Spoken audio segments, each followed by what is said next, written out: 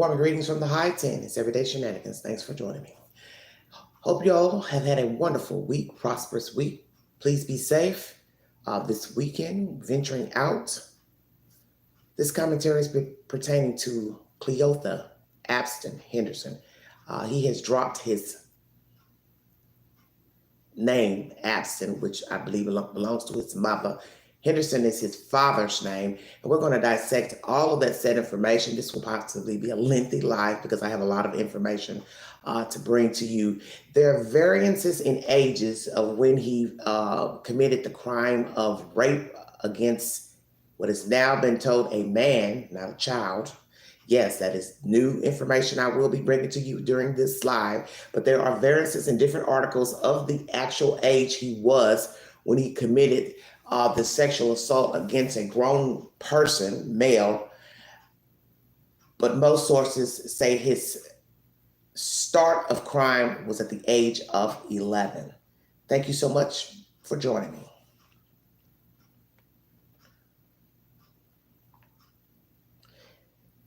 This first source is by WSMV, News 4, and also Action News 5. Thank you so much for joining me. Abston was only 11 years old when he was arrested for the first time, according to those court records. I learned he was regularly in and out of serious trouble as a juvenile, which ended when he was tried as an adult at 16 years old when he kidnapped a Memphis defense attorney at gunpoint. Cleotha Abston's first brush with the law was in June of '95 when he was charged with theft at just 11 years old. His juvenile court records show he was part of the gang LMG, which stands for the Lemoyne Garden Gangsters, and that between October '95 and June 2000, Abston was detained at least 16 times for charges ranging from unlawful possession of a weapon to rape. Court records show Abston was convicted on the rape charge. His victim, a male, was asked to testify in court, but details weren't available in the record. Abston was also placed in the custody of the Shelby County Youth Services Bureau multiple times. 2 weeks after a 6-month stay with Youth Services on a weapons charge, Abston kidnapped defense attorney Kepper Durand and forced him to withdraw money at a MAPCO. Durand screamed for help and was able to escape. Abston, who was just 16 at the time, was tried as an adult and sentenced to 24 years in prison with a mandatory minimum of 85%. Abston asked the court for an early release in 2009, citing ineffective counsel, but Durand wrote a victim impact statement saying he felt extremely lucky to have escaped and that Abston felt absolutely no remorse for the crime after he refused to plead guilty even though he had confessed. Durand died in 2013, and his surviving family members did not want to formally comment on the new charges against Abston. Though one family member did tell Action News 5 they are deeply saddened by what happened to Mrs. Fletcher, who by all accounts seemed to have been a kind, caring, vibrant, and giving woman, mother, and teacher. Abston served 20 years of his 24-year sentence for the Durand kidnapping, that's 85% of the term, before he was released from Trousdale Turner Correctional Facility in November 2020. Tennessee Lieutenant Governor Randy McNally tweeted today that had Abston served his full sentence, Liza Fletcher would still be alive.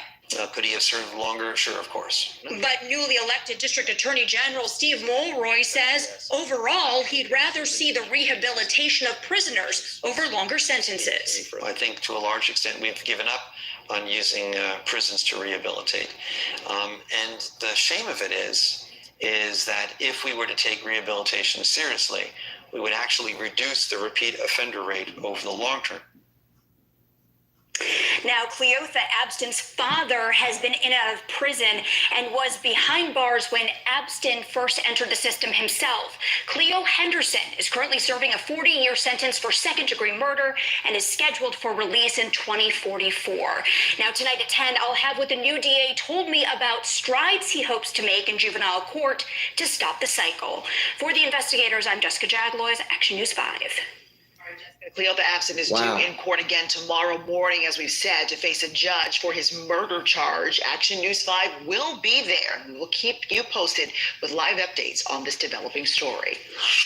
All right. Thank you all so very much for following the content. Well, I'm going to discuss what I believe is the motive for her murder, his violent past, the past of the father. The father has been convicted of murder himself, as you hear in this commentary. 40-year sentence. So that means he went into the system as a felon while his child was young. A 40-year sentence. His child is only 38 years of age. This is very disturbing news. Going to recap what was said in this commentary. News 4. It's the source of unique verification, WMC. Cleotha was only 11 years old when he first entered the Shelby County Juvenile Court as a delinquent, according to juvenile court records exclusively reviewed by Action News 5. Over the next 5 years, he would be detained 16 times for charges ranging from aggravated assault to rape. Abston's first charge was filed in June 1995 for theft of property, $500 or less. From October 1995 to May 2000, Abston was convicted of rape, aggravated assault, and unlawful possession of a weapon. His juvenile records show Abston was part of the LMG gang, which stands for Lemoyne Gardens Gangsters, and that his father was incarcerated at the time of his first arrest. Records also show that Abston's rape victim, a male, was asked to testify in court. The rape charge was sustained, and Abston was placed into custody of Shelby County's Youth Services Bureau. In fact, Abston was placed into custody of Youth Services multiple times as a young teen. However, 2 weeks after he was released to his mother, after a 6-month stay, Abston committed his last juvenile crime before he was transferred to adult court.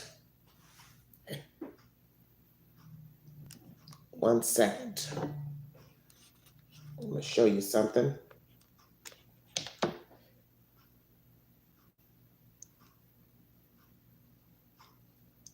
Pictures of the man he kidnapped, who is now deceased, Mr. Duran, and the mugshot of a young Cleotha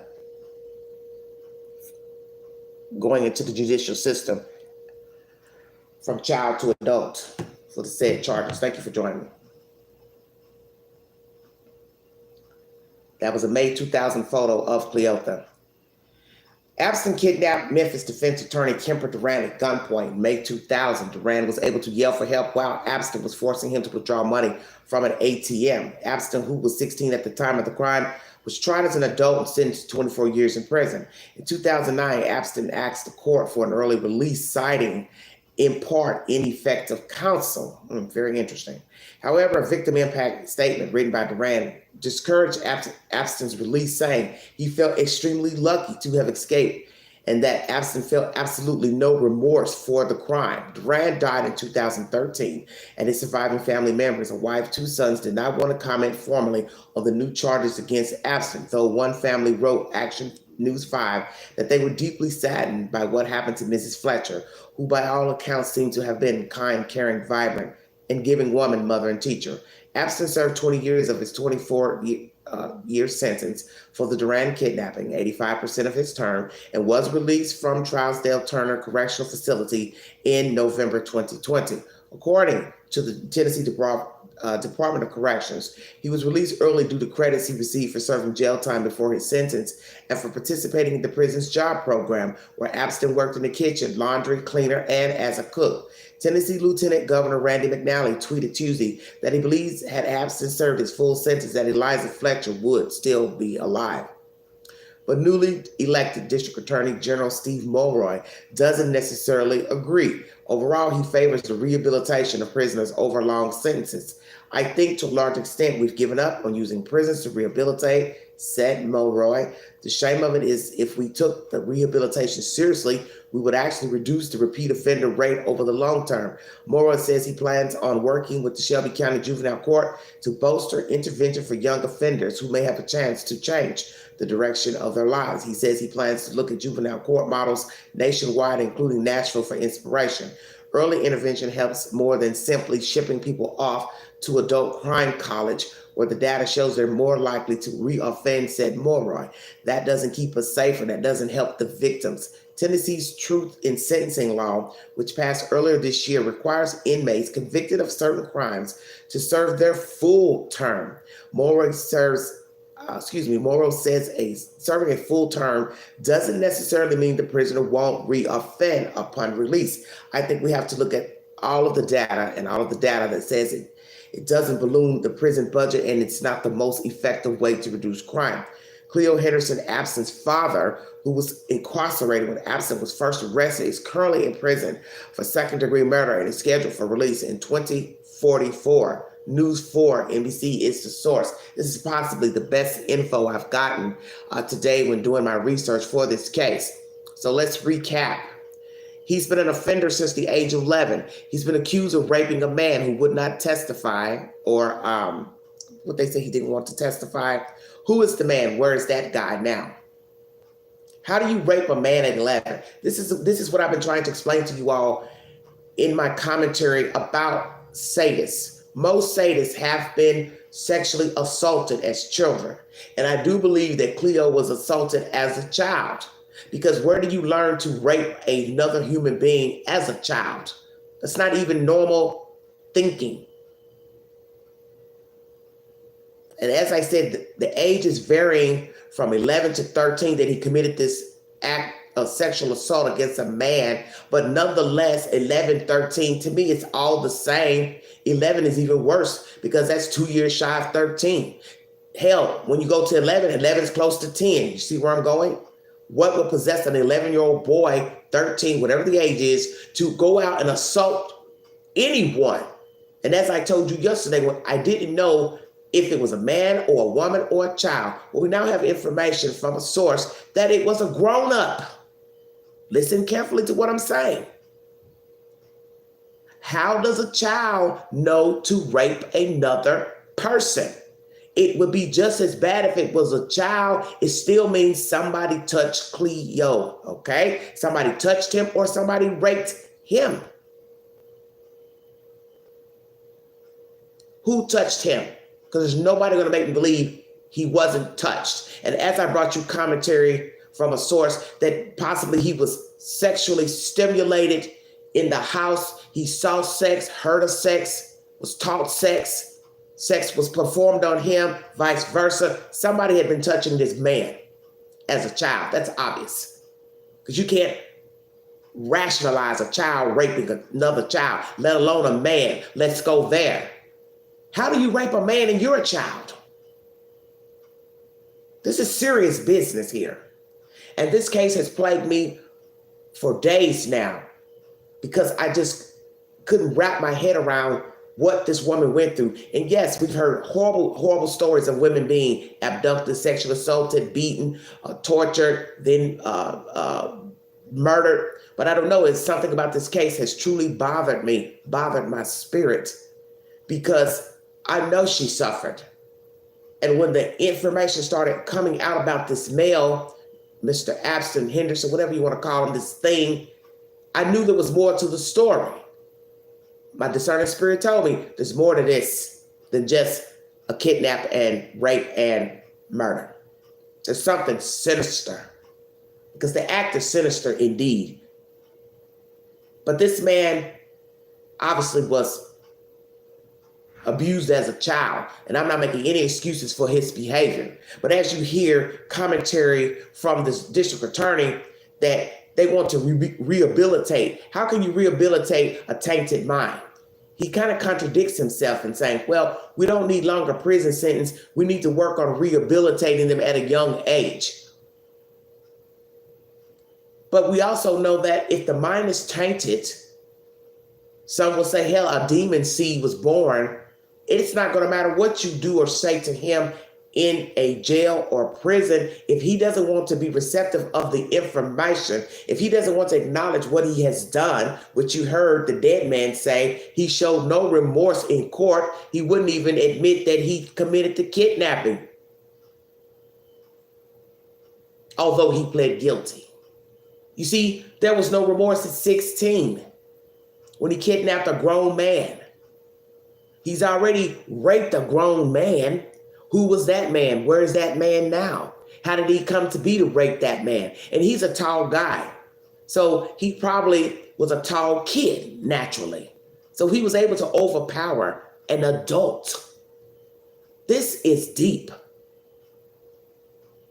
The foundation was laid from the beginning. That something was sinister with this boy.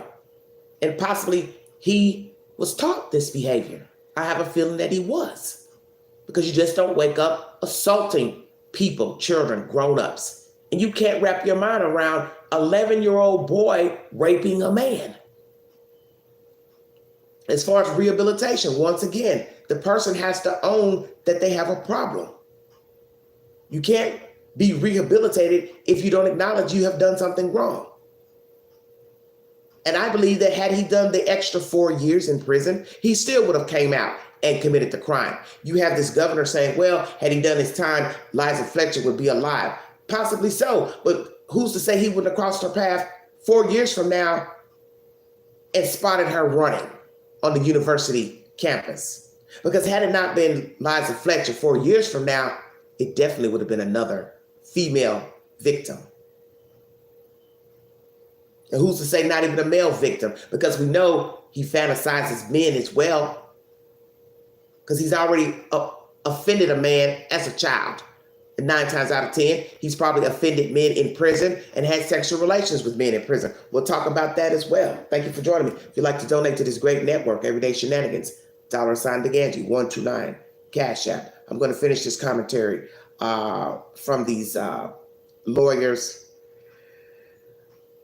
As the district attorney said, he doesn't necessarily agree. Overall, he favors rehabilitation, prisoners over longer sentences, but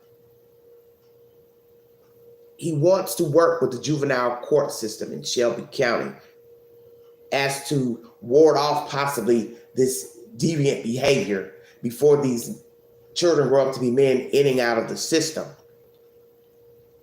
And he's looking to Nashville for inspiration.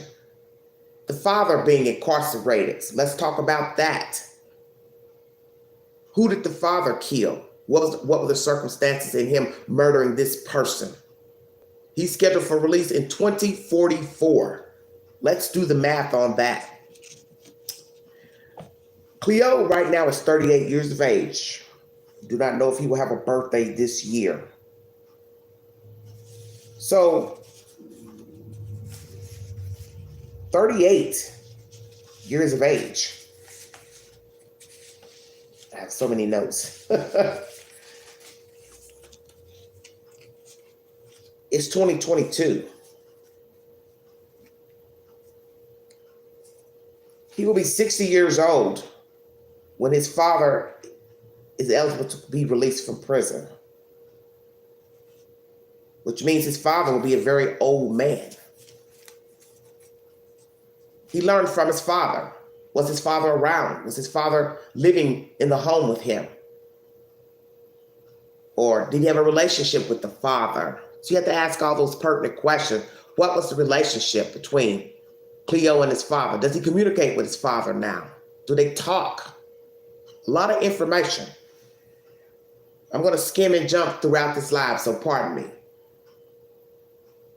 What was the background growing up in his household? He had to have had a very volatile household. We hear that he was in and out of the system for many years, back and forth with his mother, had just got newly released from juvenile when he went on to commit the kidnapping of Mr. Durant. In a 5-year span from 95 to 2000, in 5 years, this young man had been arrested 16 times. Now you put that on paper. He did a 6-month stay in the juvenile system. I believe it was for weapons charge, if I'm not mistaken, and gets out. And the only thing he can think to do is go kidnap a white man and put him in a trunk, a prominent attorney. An attorney who, by the grace of God, survived that attack because this boy foolishly sent the man into the store to go to an ATM. And the man was able to tell someone in the store, a security officer, that he had been kidnapped. But we do believe now, with the circumstances of Liza Fletcher, had the man been in the company the whole time with Mr. Cleo and his gang, 2 friends, 2 cohorts, he possibly would be dead. Now, another commentary by Nancy Gray says one of the friends talked him out of killing him, but I don't know who said what to whom. But this man lived only because Cleo did not have the fortitude to use common sense when he allowed the man to go into the store. I do believe that he's a sadist. I do believe he's a sadist, and I believe he's a junkie. And those were his reasons for the theft days before of a coworker. I'm going to now bring you that said commentary, and the assault against Liza Fletcher and the death of Liza Fletcher. Thank you for joining me.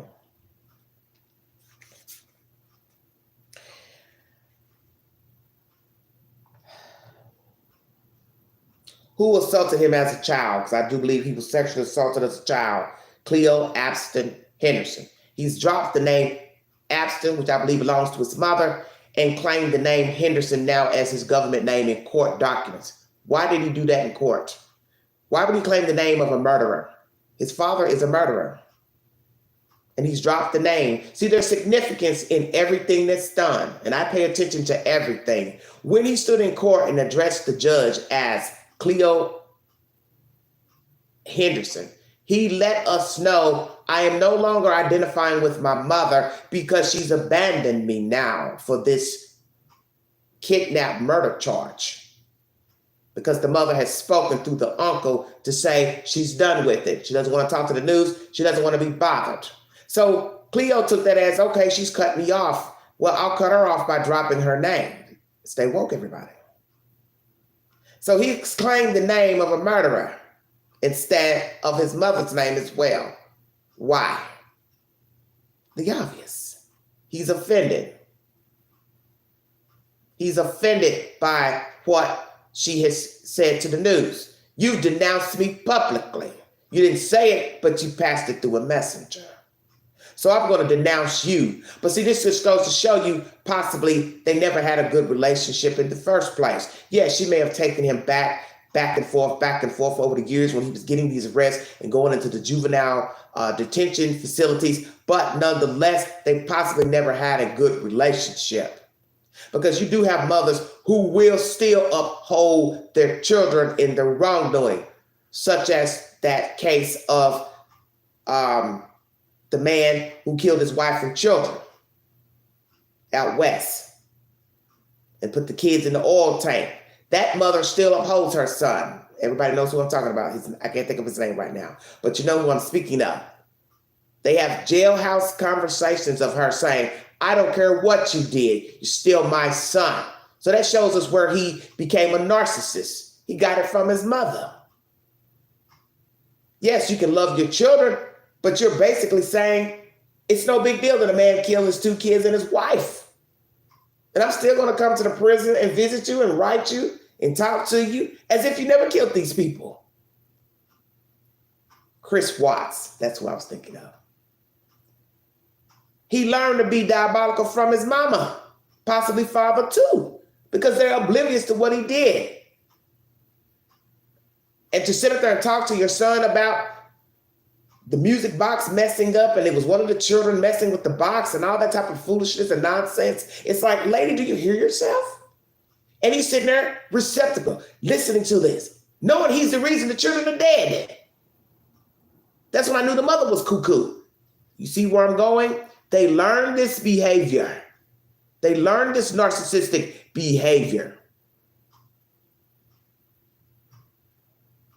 They learn this behavior. And not to jump off the subject, but I use Chris Watts as an example that people are still upheld even after killing people. Not just somebody they had an altercation with and shot him or they argued, somebody grabbed a gun. This man killed 2 kids plus, the baby in the mother's stomach, pardon me. So 3 children and a mother, and the mother, his mother, still upholds him. That's my point. That's my point. That people will still uphold people in their wrongdoing. Okay, now I'm going to get to this information pertaining to the theft charges. You first get information now of his lengthy criminal past as a child, assault of a grown man. The district attorney thinking that children need to be rehabilitated early on so they don't become reoffenders. But as I said, it's in the mindset of the individual. You will continue to commit crimes if your mindset says so.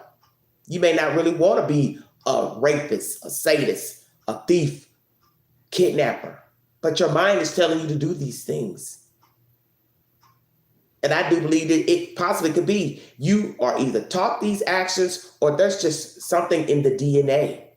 So the father has killed, so we now know that's in the DNA. The father murdered somebody before Cleo murdered Liza Fletcher. So it was in his DNA. Then you have to count how he was treated as a child, what he saw, what he experienced, the neighborhood he lived in, the people he hung around, the people coming in and out of the household. All that grounds you in your personality as a child. Thank you for joining me. I'm trying to get it together. Hold on one second. Okay.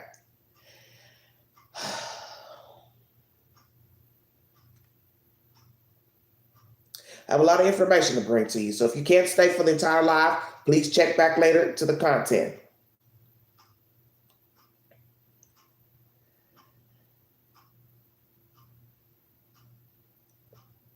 Okay.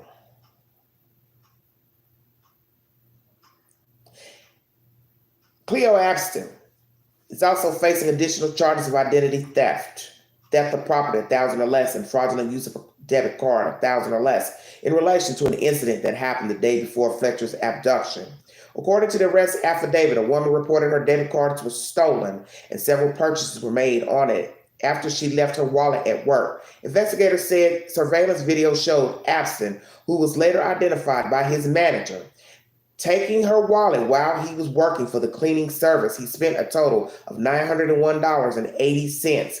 Abston's brother Mario was also arrested over the weekend. He remains in jail on drug charges. This information is brought to you by, it's called informny.com via WREG. I brought you this information to show you the second part of this information pertaining to who Cleo Abston is, besides a sadist and the motive for murder of Liza Fletcher. He's a sadist. That's why he murdered her, kidnapped, assaulted her, and murdered her. 2, he's a junkie. You hear in this commentary that he stole a wallet from his dry cleaning job. He worked at the dry cleaners. What did he do? How long had he been working there? This same establishment is employed by a woman. She's the one that gave the identification of the GMC that he drove it. That said car when the officials were looking for him. Why did he steal this woman's wallet? How did he know where to steal it? Where does she have it? Who leaves their wallet out at a job? Let's go there. You left a wallet or you left your purse? You left it in a satchel, what? A pouch, what?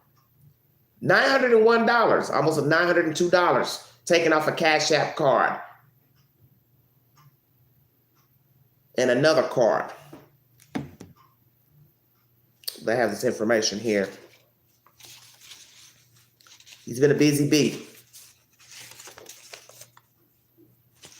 Wait 1 second, make sure I get it correctly. It's just sad to me. He's been charged with 3 counts of theft of a woman's Cash App card and Wisely card used at gas stations 1 day before the attack.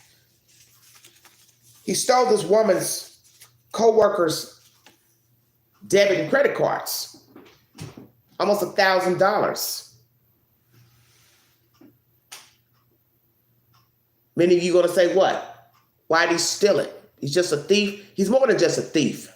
Because a lot of times, certain things lead you to become a thief, such as you're a drug user. I've said that in my recent commentary pertaining to he and Gwendolyn Brown. When Gwendolyn Brown went to the door and spoke to the news reporter, saying that she was upset, she wanted her car back, blah, blah, blah. She would speak to the reporter at a different time, another time. She was talking a mile a minute. Her mouth had white stuff on her lips, which led me to believe she's a user. Why in the world would you go to the door looking like that? You could have talked to the reporter through the door. When I saw Gwendolyn Brown, I knew what time of day it was. I knew what this story was about. The story is about a junkie. Many of you probably say, damn, how did you come up with that? Because I know people. And I've been around people who've used narcotics. And I've seen their behavior, the twitching, the fumbling, the talking, the swaying. And one thing I've learned about junkies, they talk very fast. Because they got to get all that shit out to try to swoo you and sway you. Stay woke now. So I started putting the pieces together to this story. You robbed somebody else at your job because you needed money to support a drug habit. You will probably find out during this story of Liza Fletcher that he is a current addict, or was before being arrested. I could put money on it. And that's why he stole that woman's wallet at the dry cleaners, because he's an addict. And possibly he had been out getting high on that early Friday morning. And we have learned from people also who get high, they advance to other crimes besides getting high, purchasing drugs, stealing to go buy the drugs. They go into other crimes. But it's already been proven he was a sadist because he's raped somebody at the age of 11. So his crimes were intertwining as a preteen. You're raping, you're stealing, you're carrying guns, you advance at 16 to kidnapping a whole human. This is crazy.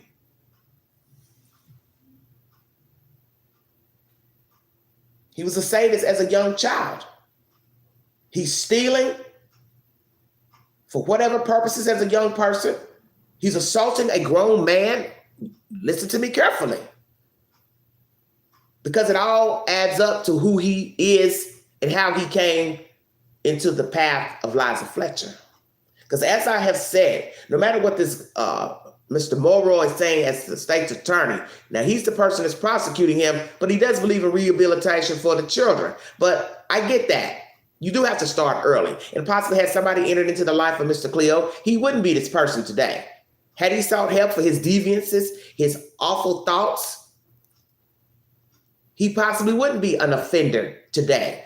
He wouldn't have kidnapped that guy. He wouldn't have kidnapped this woman, assaulted this woman, killed this woman. But it's too late for that. And as another person has said, if the mind is deviant, rehabilitation is out the window. And I agree. You have to want help. You have to want help. And we also know that when people have sadist ways, that is the hardest behavior to contain. You might be able to reform a thief, a liar, but I don't think you can reform a rapist, child molester, because that's deep-rooted hatred you have inside of you, a deep-rooted sickness you have inside of you. And see, I already know he didn't get along with his mother. He doesn't like women. That's why he raped that woman last Friday.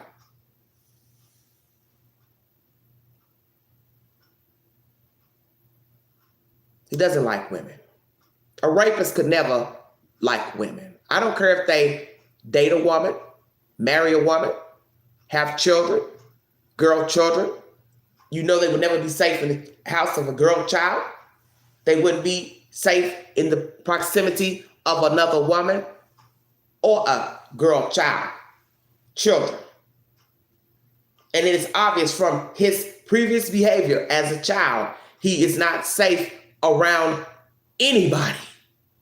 Woman, man, child. Because one, he's a bisexual. Oh, yes. I brought you this commentary pertaining to R. Kelly, that the mind is tainted once the child has been touched. Now, you have children who have been sexually molested by the same sex. They don't grow up to offend the same sex or desire the same sex, because many men have been molested by other men, priests, so on and so forth, and they don't desire men, so they say. But this man, he's not safe around any person with 2 feet. Because what I questioned was, had he took that man somewhere to play funny games, the one he kidnapped, would he have offended him sexually? Possibly so. Why? He's already done it at the age of 11. And this is before we even knew that the victim was the same sex. And an adult. Listen to what I'm saying now. An adult. He raped an adult. You can't even picture that. A child raping a grown man. So you already know, had he not sent that man into that store that he kidnapped, he possibly would have raped that man. Why would I think he wouldn't? Because he's done it now. Now, some people don't want to tie in the kidnapping of Mr. Duran to the kidnapping of Mrs. Fletcher. But now that we have all the information from his past as a sadist, as a sexual assaulter, as a thief, he's probably done a lot of things that have not even been documented up until the age of 16. 11 years old is an early start to offend sexually. Come on with it now. Even just stealing is a bad sign, because stealing can lead to assault, aggravated assault, because you might have to fight the person that you are trying to rob, that you're trying to steal from. They may lash out and hit you. You hit them back. You see, one thing begets another. And we've learned with sadist serial killers that they started off with petty stealing, such as Theodore Bundy. He was a thief. Anytime a person would try to steal an entire tree and put it inside of a Volkswagen, that should tell you something. Bold, brazen, I don't care. I want this, I'm going to take it. That is a sign early on in the behavior of a sadist. Petty stealing, which leads to bigger stealing. Same thing with peeping Toms.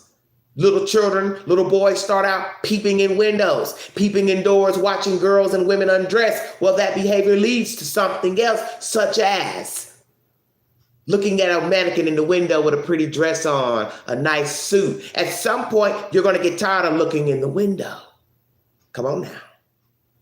How long can you stand and look at the mannequin in the window with that nice outfit on? You say to yourself, I got to go in the store. I got to touch the fabric. I got to try to suit the coat on. Come on with it now, Queen. You can only look so long. You got to touch. That is the start of the sadist. Looking, lurking, fantasizing. As I brought you commentary the other day, where a man says, it's in the thought process. He's thought about it every day. Attacking a woman, raping a woman, beating up a woman. He's thought about it every day. And I concur. Of course he has. Every day he's thought about assaulting a woman, bounding a woman, taking control of a woman, possibly a man too. And I do believe that he goes both ways. He's been in the system 20 years. You know damn well he's had sexual relations with a man. Let's go there. You know he's a bisexual. He's probably touched little boys because somebody touched him. You don't wake up raping men. I'm going to keep saying that during this live. You don't continue to rape or rape once and think they wouldn't rape again. Of course he would. So you know damn well he's probably had sex with men before he even kidnapped Mr. Duran. When he went into the system, he had sexual relations with a man in the damn jail in the juvenile system. And he's probably had consensual sex in the prison, and he will have sex with men while now being locked up. What are his options? There aren't any. You're talking about a full-blown walking monster here.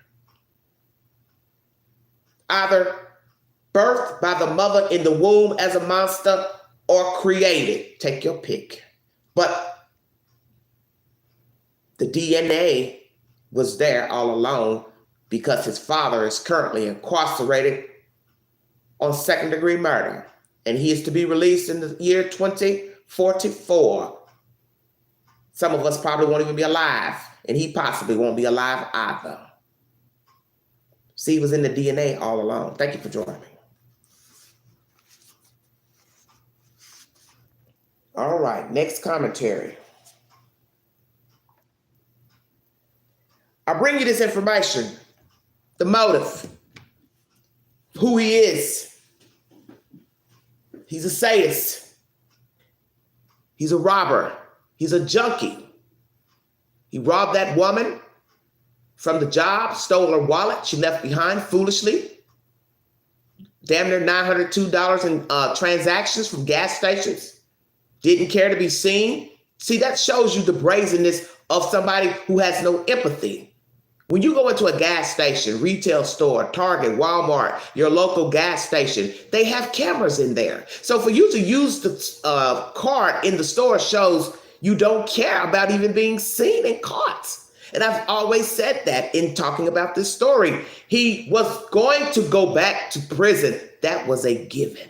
He wanted to go back. How could I believe he didn't want to go? Now that we have this new information about the cards being stolen from the coworker, well, you were seen on camera stealing the cards. Number one. Number two, you're seen in the stores spending the woman's money. You didn't care because he's a junkie. I put everything I own. He is an addict. Part two, he's a sadist, which led to stalking the victim, lying in wait 24 minutes. This is now on video. Why? He wanted her because that's the mindset of a junkie and the mindset of a sadist. Do you see? They go hand in hand. I want that. I need that. I'm going to get that. He saw the wallet. I'm stealing that wallet. I need the money because he's a junkie. Didn't care about being caught. Didn't care about being seen on surveillance. Boom, boom, boom. We're now at the University of Memphis at 4 a.m. I want that. I need that. I got to have that. I want that white woman. I'm going to get that white woman. I don't think it even matters about a connection to her uncle. Working for the same law firm that Mr. Duran worked for, the man that he kidnapped back in 2000. The man's mind is tainted. Cleo is tainted. He is a demon seed. And the only person that could work with him would be God. And I don't even think he believes in God because possibly in his mind, he thinks he's God and possibly has a God complex. And it has also been said in commentary that I brought to you, he likes to brag while incarcerated. And I brought you commentary from Nancy Grace yesterday, who says because he likes to brag, he'll possibly spill the beans to what he did to Liza Fletcher. He's going to talk to those guys in jail because he's going to get tired of being quiet. See, he's quiet to the district attorney because he doesn't want to say anything, even though he knows he's caught. He knows, hell, they had cameras. Do you see where I'm going with this? He's brazen and he doesn't have any empathy. So therefore, I don't give a damn about the cameras. Hell yeah, the cameras saw me. So what? As his uncle said. So what about the old kidnapping charge? What's your point? You see, you're thinking from a logical mind. You're not thinking from an illogical mind. You're not thinking from a sadist mind. He's a sadist. He's a robber. He's a junkie. He's a sadist. And as I said, we will find out that he has been getting high I think it's obvious. I think it's obvious. Possibly what he was doing, besides looking for a victim, who's to say he wasn't out looking for somebody to rob? Because this is before I knew that the credit card belonged to a coworker. Who's to say he wasn't out looking for somebody to rob at 4 a.m.? Possibly thought the woman had a credit card on her. I don't know. Even though I didn't think anybody would have a credit card on them running at 4 a.m. or just running any time of day. But Cleo didn't know that. So who's to say he didn't think the woman had a little wallet or credit card or a couple dollars in her bosom or something while running? And then also, as I said, he's a sadist. It doesn't even matter.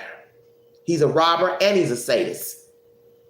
He's dual offender. Stay woke. Thank you for joining me.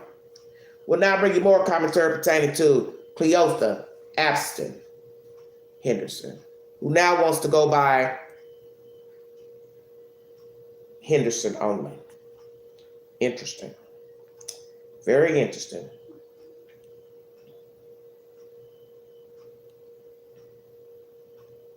Let's talk about the girl's house, Miss Brown. She says in this news commentary, Gwendolyn Brown, yes, I'm upset. I'm very upset. That SUV belongs to Gwendolyn, who lives at the same address where he was approached by the U.S. Marshals.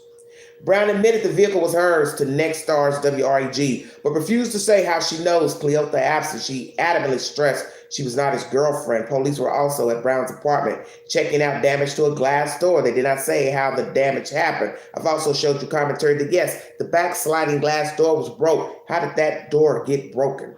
It's not only the address connected to Cleotha Abston. Another apartment complex in Memphis is listed as Abston's address, but WREG found his mother actually lives here. She was not home, but his uncle by marriage said the kidnapping charge is a surprise. However, this isn't Abston's first time being charged with kidnapping. As I told you, 2000, as a juvenile, charged and later convicted of kidnapping. Memphis attorney Kemper Duran, as he was walking from a party, Abston drove the lawyer around in his trunk and forced him to get money from an ATM. I'm going to bring you information to show you that this man is beyond tainted. Imagine kidnapping this man, putting him in the trunk,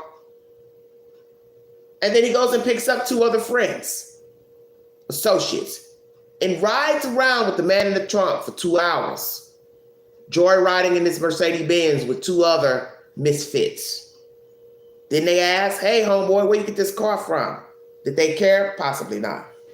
Fast forward, 2022. Lying in wait, watching this Caucasian lady run.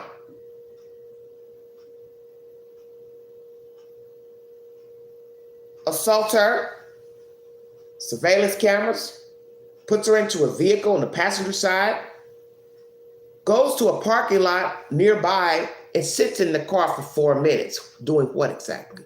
What was he doing in the car with Liza Fletcher for 4 minutes? Then he leaves there, rides around some more.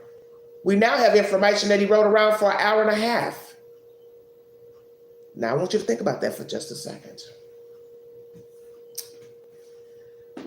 Was she alive or dead while he was riding her around before he came to that location where he dumped the body?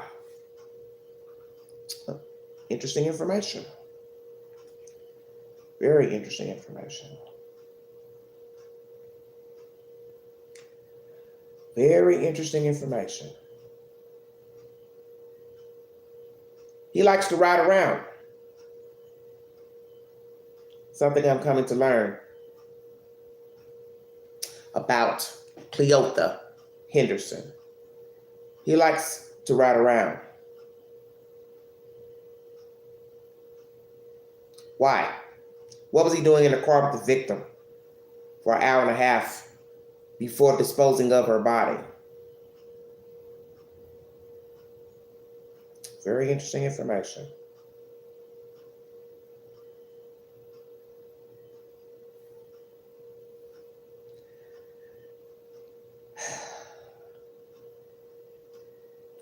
He's being held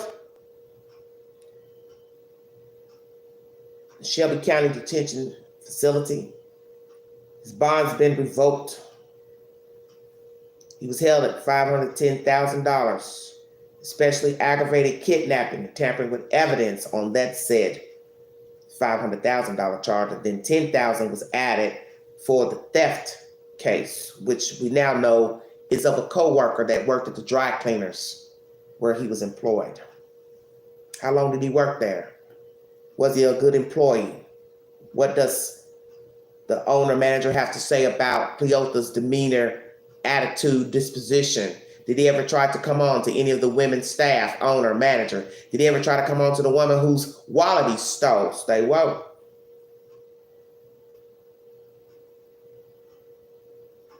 He started this rampage of theft and thievery at the age of 11. For 5 years, he was in and out of the system. October 95 to May 2000. He's been detained 16 times for rape, aggravated assault, unlawful possession of a weapon. He's had a very extensive negative past as a child. How did it come to be?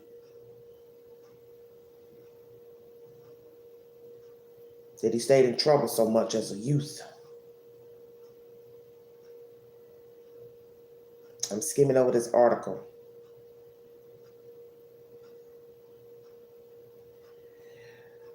The Independent says his vehicle was captured on several surveillance cameras driving towards the dump site around an hour after the abduction. This goes to show you the information that I just revealed. 1 hour, put it on paper. 7.5 miles from the University of Memphis to the dump site. You can count a little bit. Some of you that's good with math. That's less than 16 minutes driving, depending on traffic. So at 4 a.m., there's nobody out. So the only thing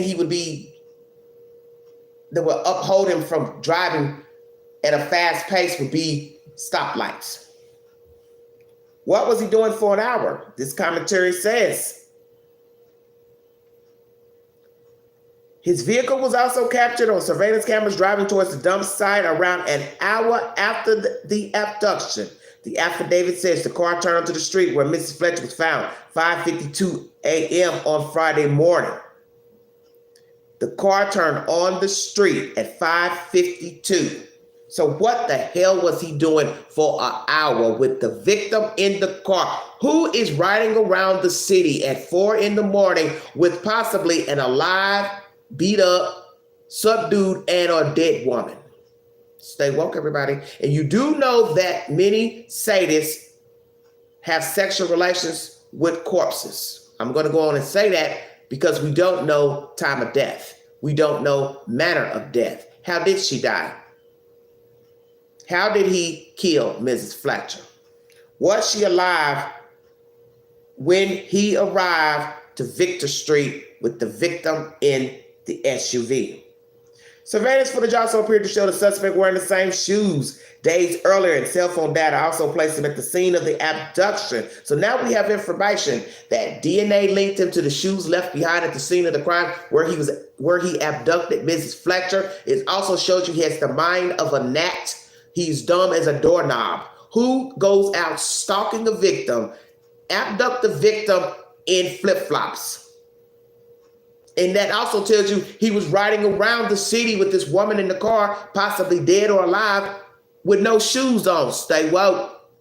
Looking possibly for a place to dump her. No shoes on. Not thinking how far he'd have to carry the body. No shoes. That is why he took her behind that damn house, because he wouldn't have had to truck up anything to mess his feet up in order to dispose the body. Come on with it, Queen. Always pay attention to the details. So we have him on surveillance camera wearing the same shoes. Where did they get footage of him wearing the same shoes, I wonder? Cell phone data also places him at the scene of the abduction. Very quick work by our TBI and FBI.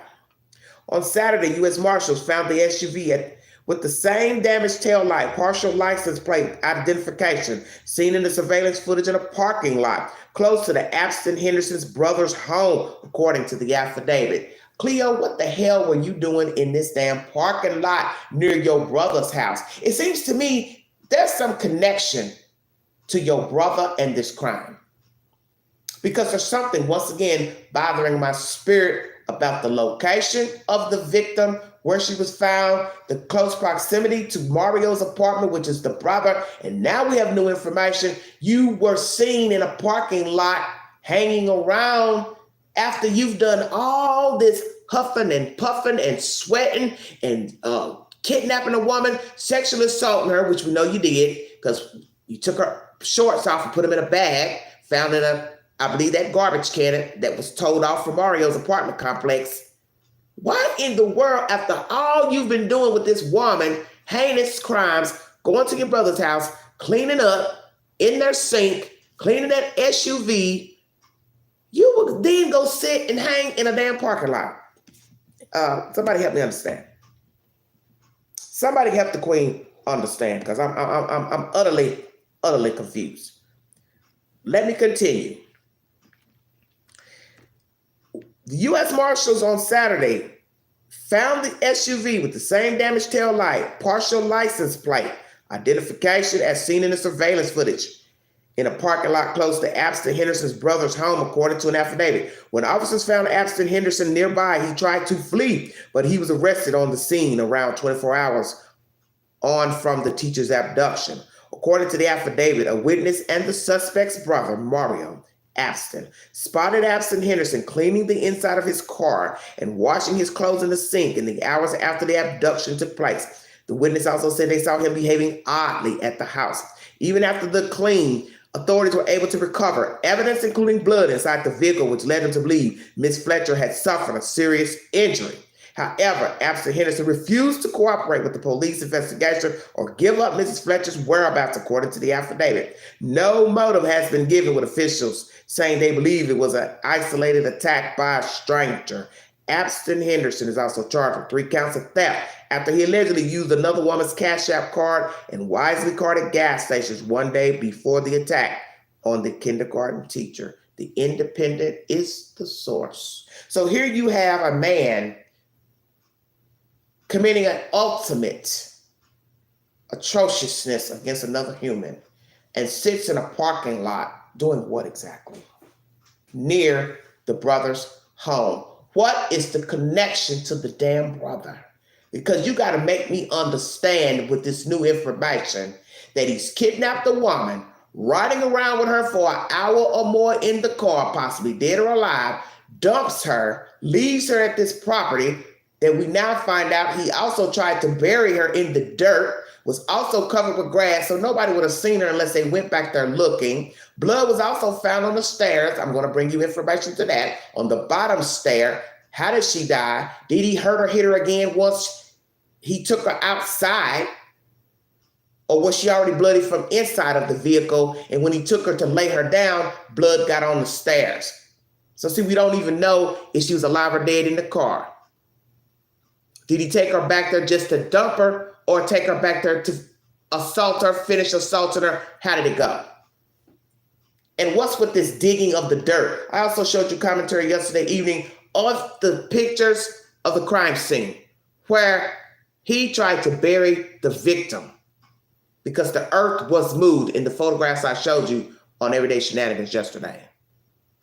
This man is a monster. Literally. A monster. There are no words to describe Cleotha Henderson. You hear, as they said, blood from inside the vehicle, which led authorities to believe Mrs. Fletcher suffered a serious injury. How did he harm her? Did he beat her up by his hands? Use a weapon, a knife, a gun? What were her injuries? Because you know he had to subdue her when he first put her in the car in order for her to lie still for him to drive. Because if I was still alive once he put me inside that passenger seat, I would be doing my best to wreck that damn car. We would have tore that damn Jeep up. Do you hear what I'm saying to you? So I asked that question yesterday. Did Cleotha hit the victim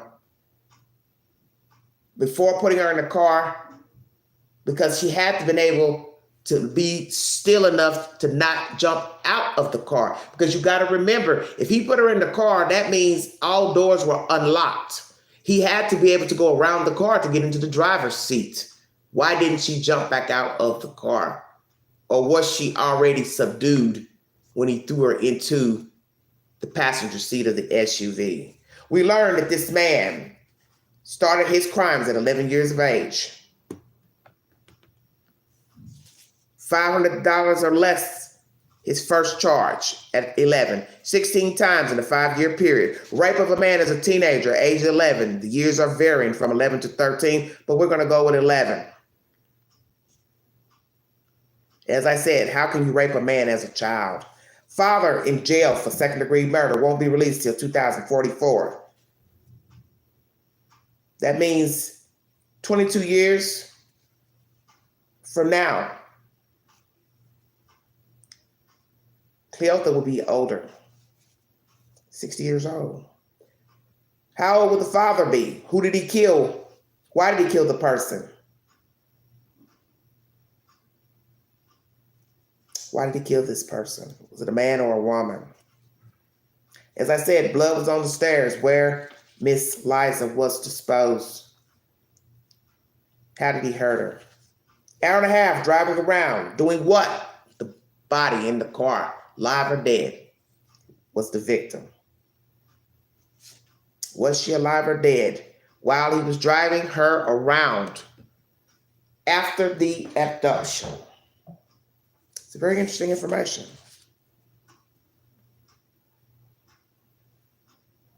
You will hear that there was a conflict of interest in court yesterday. It was moved up from Wednesday because there was an issue about the public defender's office representing him. Well, who else is going to represent him? This lawyer he has in this case, you're about a bobblehead yourself. You know damn well the boy's been in and out of the system. He didn't have money for a lawyer the last time he caught the kidnapping charge of Mr. Duran. So who the hell else did you think was going to represent him this time for the kidnapping murder of Mrs. Fletcher? This woman is, man, these people are a piece of work. Everybody knows you get a public defender if you can't afford one. So I'm trying to figure out what was the discrepancy in court. But naturally, the judge let it be known. Everything's moving forward. Everything's moving forward. She also makes a comment in her argument to the judge that the chief of police made disparaging comments about Cleotha when they gave their press conference. Well, let's think about that for a second. The chief had every right to say what she wanted to say about him being a monster or whatever, because that is what he is. Now, obviously, it wouldn't be in her best interest to say anything about him now because he's going to court. And yes, we don't want anything to taint any information, the jury panel, whatever. But at that time, she had every right to say what she wanted to say because obviously she had gotten information on his past as a kidnapper. So she could say that he is a monster because he did a deviant act at 16. He did a deviant act on Friday. And how interesting that we are now 1 week to the date of this atrocious crime against a young lady, a mother of 2 children. And sadly, at this time of day, which Memphis is 1 hour behind me, this woman was lying out there at the back of that house, and only one person knew that she was back there, and that is Cleotha Abston Henderson. It's very scary to think about that. Ms. Case asked for a gag order to be issued in this case because of the statements made by the chief. He's also in jail, no bond. Next court appointment, September 19th. Gag order. How do you all feel about that? A gag order being issued in this case. Nobody can speak about the case. Very interesting. What's even more interesting, as I said, his past, being a young offender as a rapist, and the fact that he got out of juvenile on a 6-month stint, I believe, for the weapons charge, and then goes and kidnaps a man.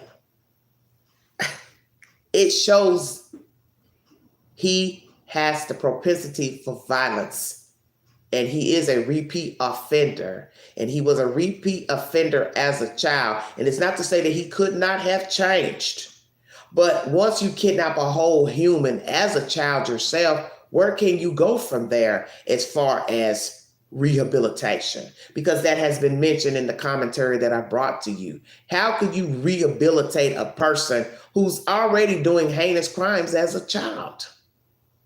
He showed then something was wrong with him. And I do believe there is a mental defect in Cleotha Abston Henderson. That's obvious.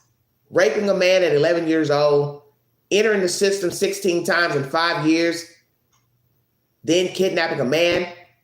You get a 20-year sentence, supposed to be 24 years, released.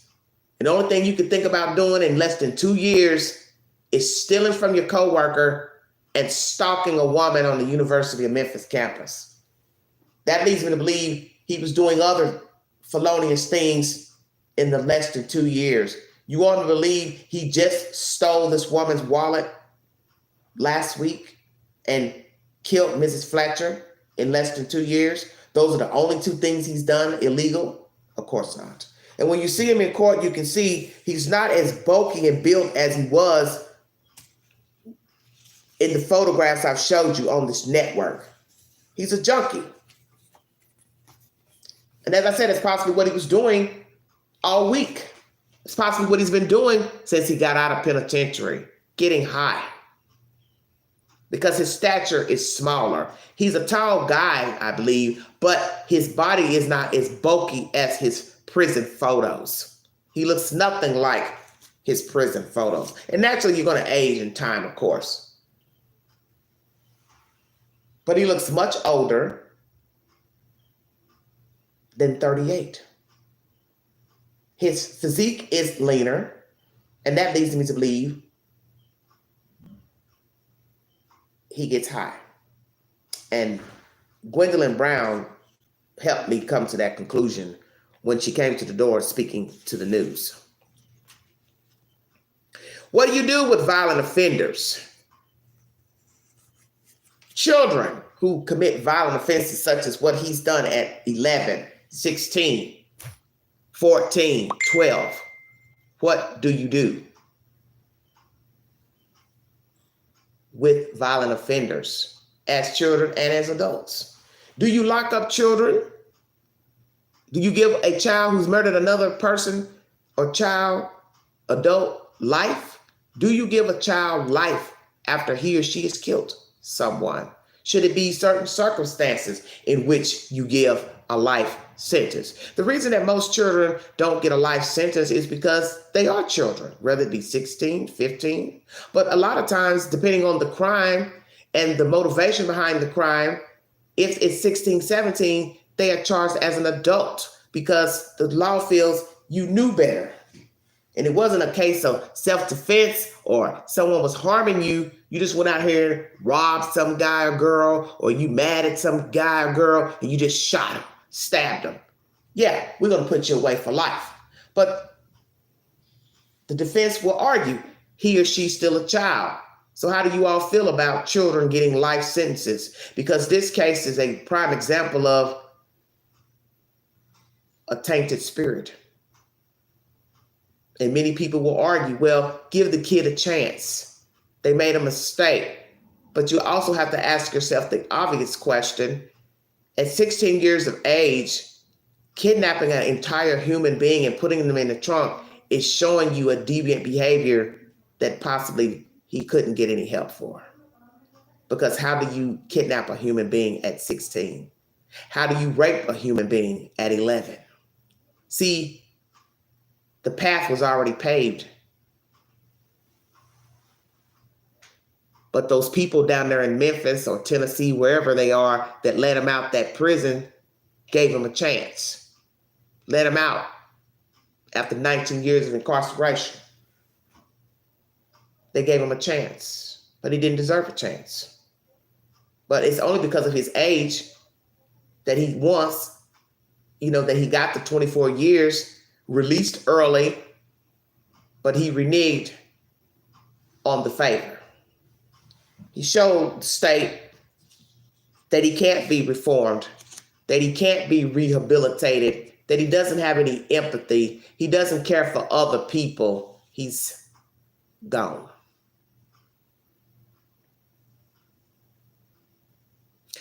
You heard in this commentary that perhaps people need to be released until they're too old to do anything. How interesting.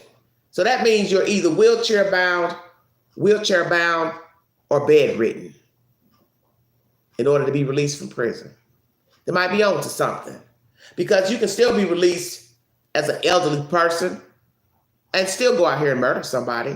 You can pick up a gun, a bat, a knife. So long as that arm can move, you can stab a person, shoot a person. Stay woke now. Stay woke. Still can sexually assault a person. So long as I just said, your arms can move, your feet can move, your legs can move. We have sexual sadists at 60, 70, 80.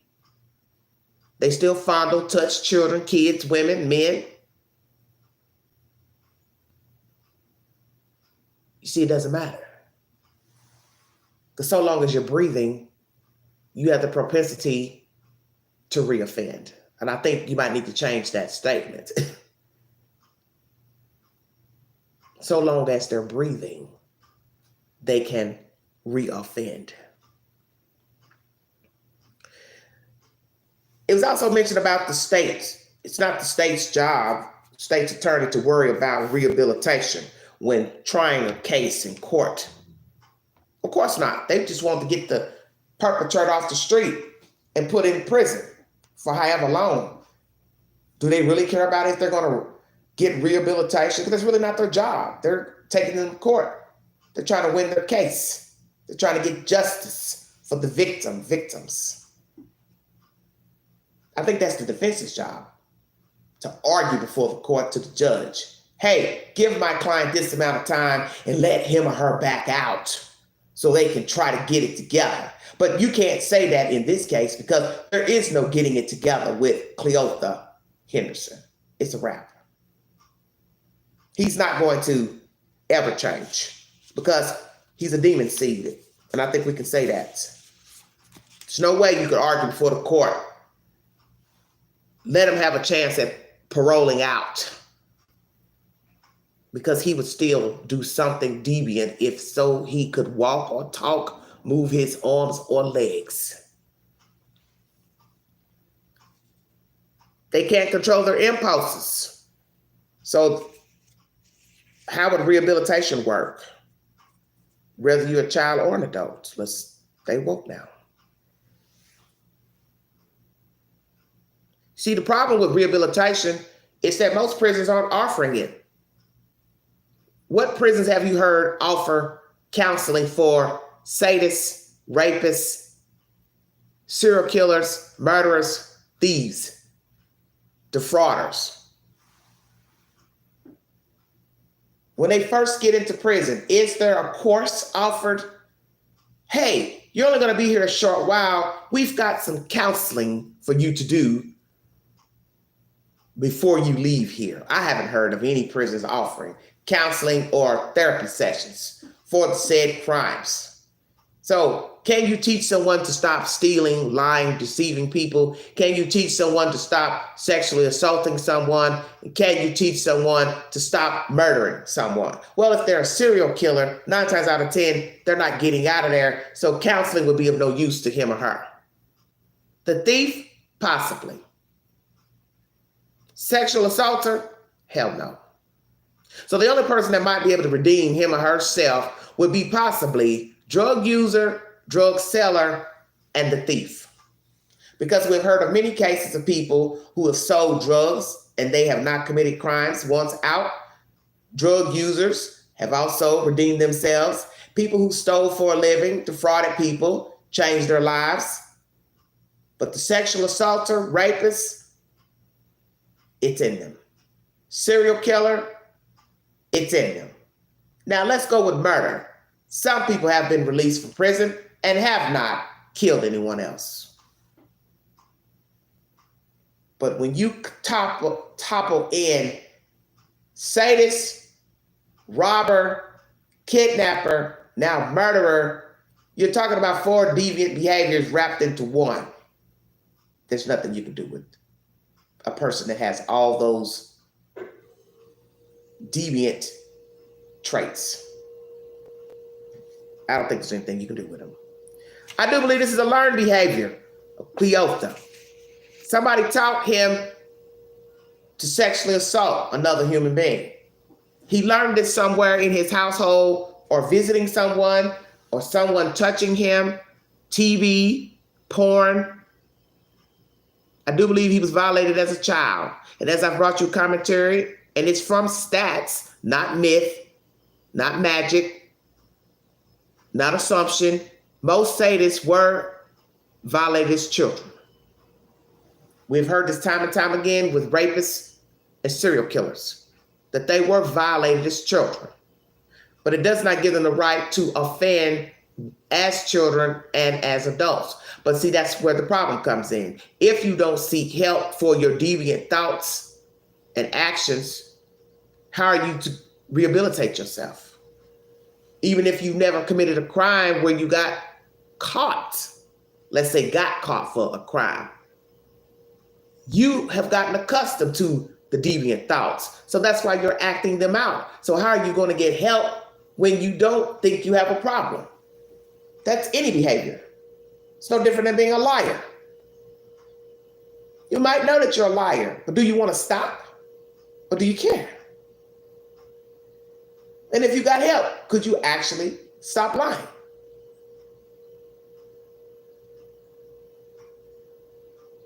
Could you stop? Can a thief stop stealing? Of course. But he or she would have to want to stop.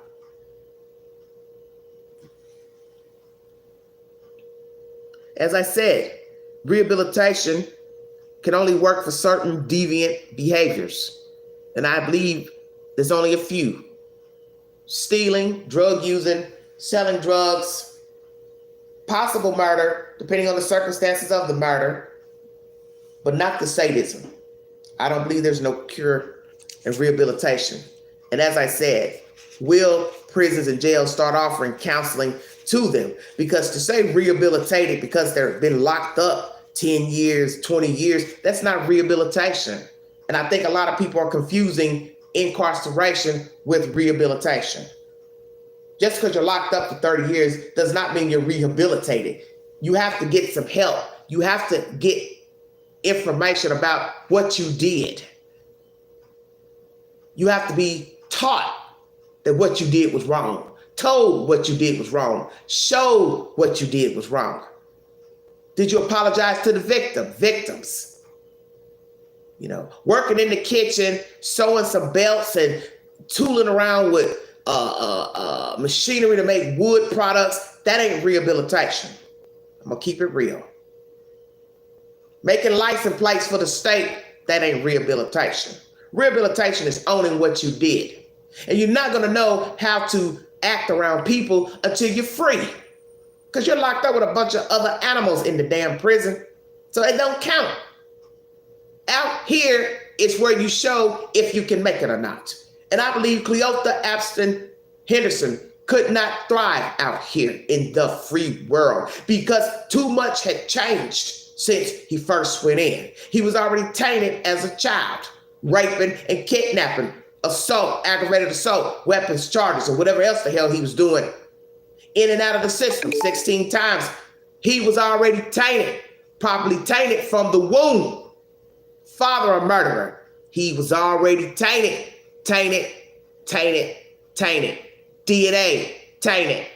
Daddy locked up now for second-degree murder. Do you see the path? It was already laid out. Nobody to intervene. Hey, boy, you better get it together or you're going to end up dead. You're going to end up in prison.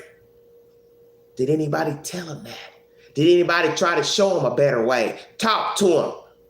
That's why I said, what was the relationship between he and his mother? It couldn't have been good, because at some point she should have known, I can't keep letting this kid come back in my house. I can't. And as I said, I believe he was assaulted as a child. So who assaulted him? Where is that person now? How many times was he assaulted? Was it his mother? Did his mother touch him? Did his father touch him? Did some uncles, cousins touch him? Where did he learn this behavior to rape a grown person? And you also have to ask about his brother. Was the brother raised with him? Did they have the same mother or the same father or both parents? Is the brother sick and demented such as him? We have not gotten any mention of any sexual assaults on his record, just this new drug charge where he got arrested because they were looking for Cleo. But that shit runs in the DNA, excuse my language. It does. And you have to ask yourself, is the brother also deviant as well? How many other brothers and sisters do they have? Have any of them committed any other salacious crimes such as sexual assault, kidnapping?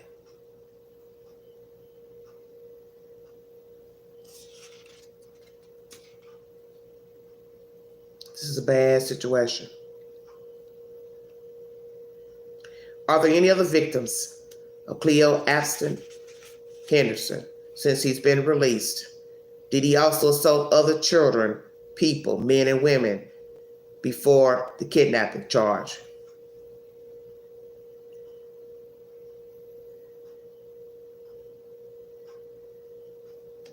Did he assault men while he was locked up? Because you know they do assault men, women in prison. And I do believe he's had relations with men while in prison. And as I said, he's back there now where he wanted to be. 9 times out of 10, he'll be having relations with men while he's in there.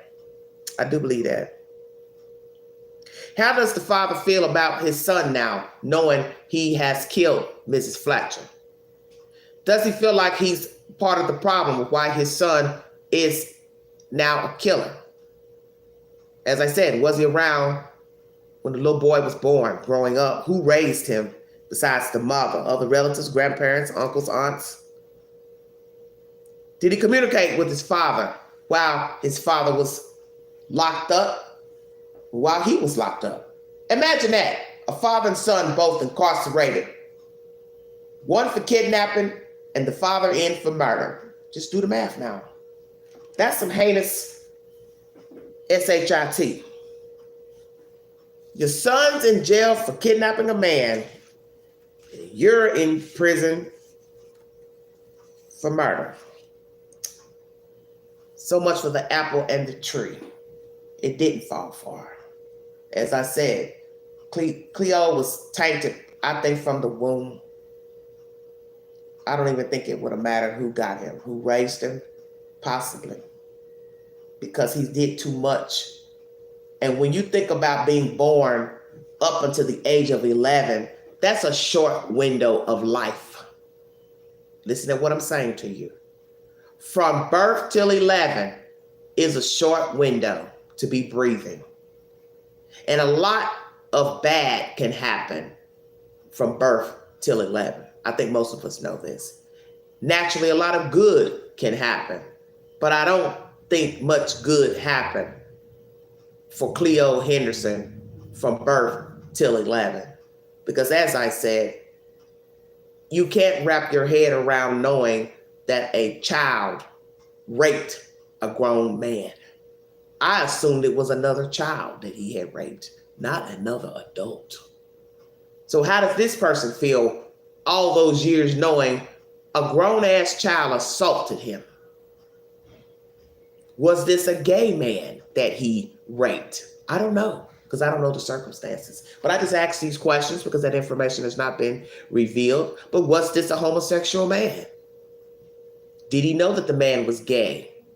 What would make him just approach a man? So you have to ask all those questions because it's illogical to even imagine an 11-year-old approaching a damn man in that way, period. Even if it was to flirt with them, you would still say, who taught an 11-year-old it was okay to make advances toward another male?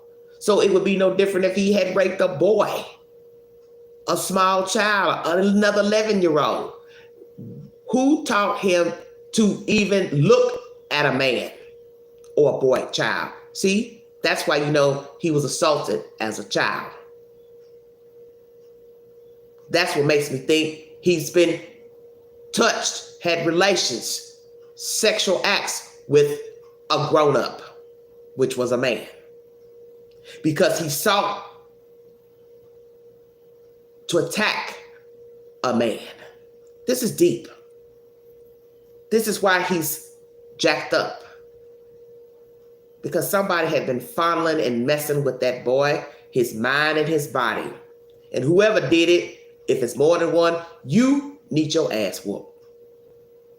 Because now you've helped create a walking 38-year-old demon alongside his child rearing and whoever was in charge of him growing up. I don't see Cleo ever changing. It is obvious with the crime that he committed against Liza Fletcher last week. I don't see no change. Is there a cure for SA and aggravated assaults? As I said before, should children get life for murder?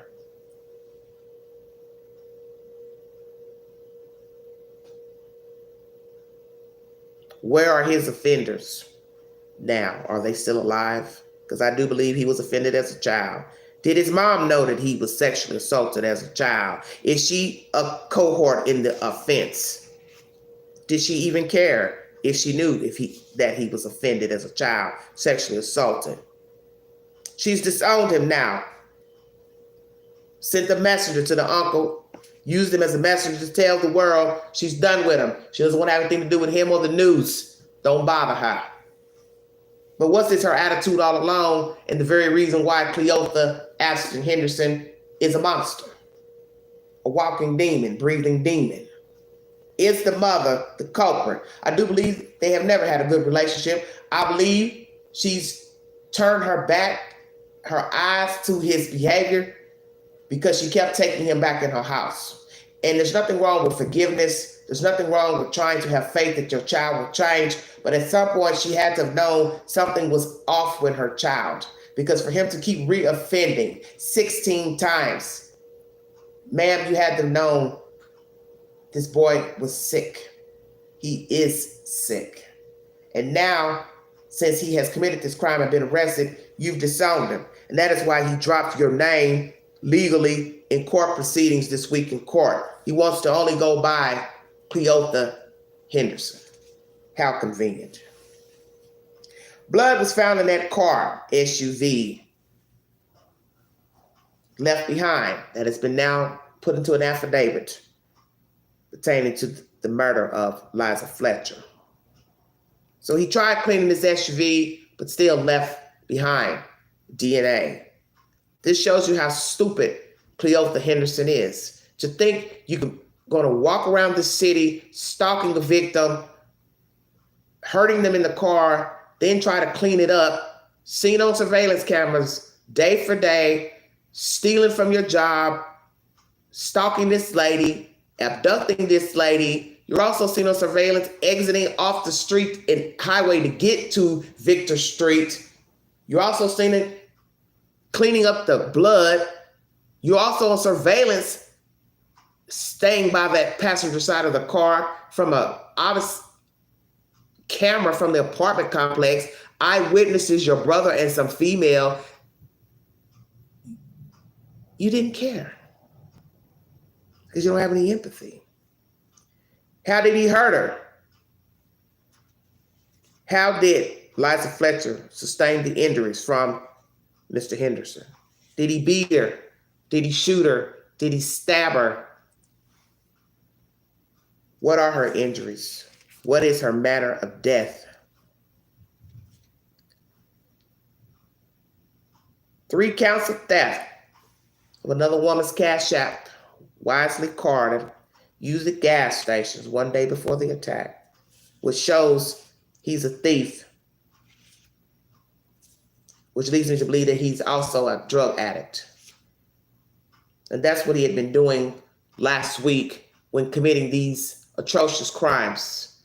Stealing from a co-worker to purchase drugs. I do believe that's why he stole her money. It was so he could buy drugs. And he was probably on a drug binge. And we have heard of people doing very felonious, nefarious acts while under the influence of narcotics. And I also believe that's how he got to be at the University of Memphis campus. He was on a drug binge,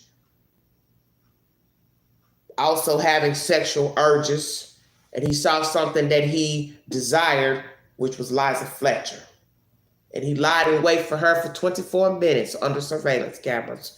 And then he pounced on her and threw her into that SUV that did not belong to him.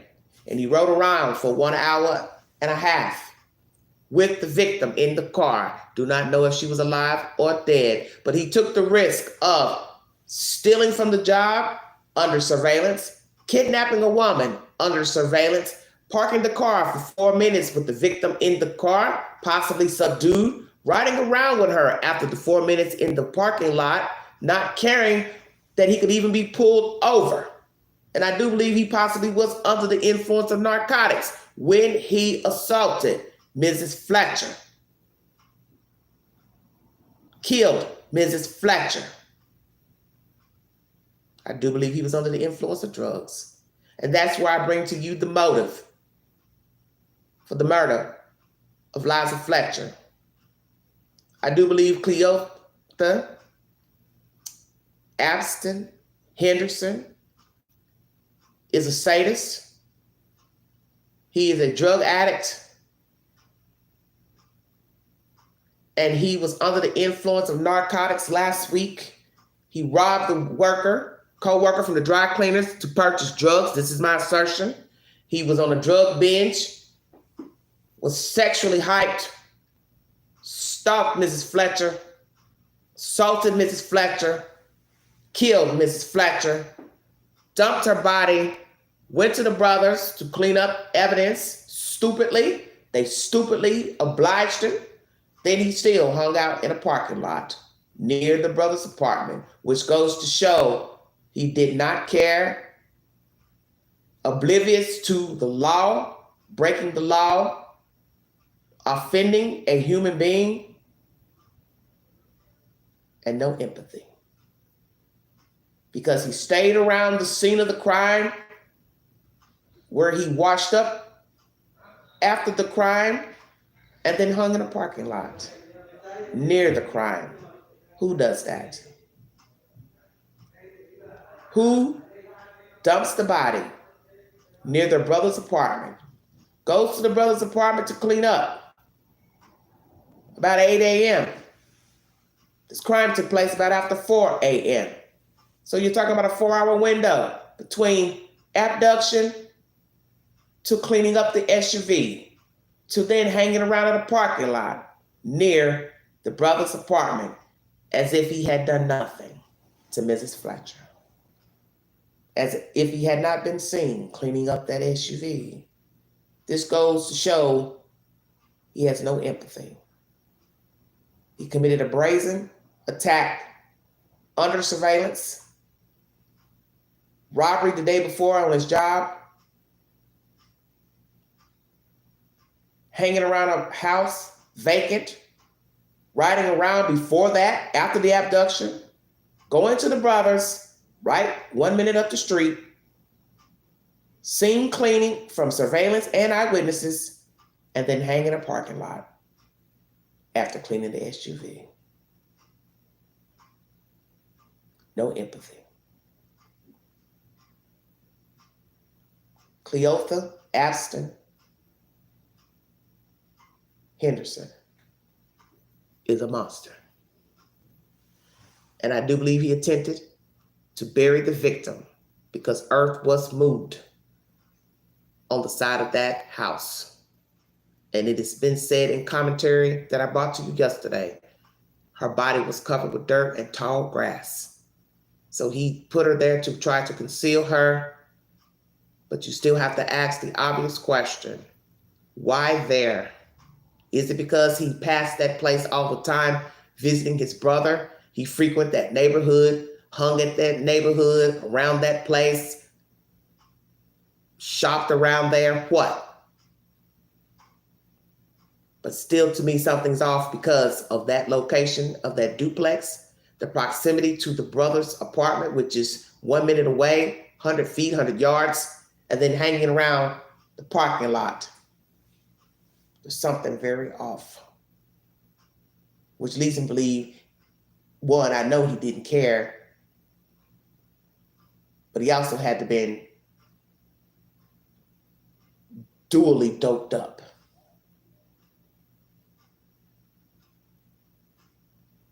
Because people do stupid things when they are under the influence of narcotics. They basically give themselves away. And I do believe with his behavior on Friday and Thursday with the robbery of the coworker, he wanted to go back to prison. He didn't know anything but prison life. He'd gotten accustomed to prison life. He didn't know how to come out here and behave appropriately. As my relative said the other day, he's used to somebody telling him when to eat, when to sleep, when to go to bed, when to take a shower, when to use the phone. He doesn't know how to behave. He's not accustomed to free will and free thinking in an appropriate manner. He doesn't have any empathy to sympathize with a person that is hurting. He doesn't have any feelings. So he didn't have any feelings when he stole that money from the coworker, stole her debit cards. He didn't have any feelings when he lied in wait for Liza Fletcher, when he put her in that SUV, when he assaulted her and then killed her. He didn't have any feelings. He hasn't had any feelings probably since he was an infant, because he was taught to hate. He was taught to be an abuser, taught to do what he wants, take what he wants with no repercussions, no remorse. And as Mr. Duran said in court, he showed no remorse for kidnapping me and putting me in that trunk. And he showed no remorse this week in court for the kidnapping and murder of Liza Fletcher.